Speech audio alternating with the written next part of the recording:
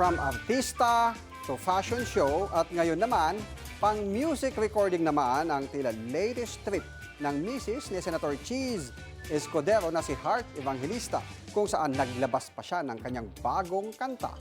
Ayon sa Politiko wife, dedicated ang nasabing song para sa kanyang pagbabalik Fashion Week at sa mga taong tumulong sa kanya dito. And I'm happy, nothing's going to stop me.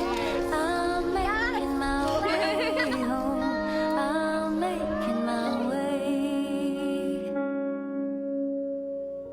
For your love I will go far, wanna be wherever you are.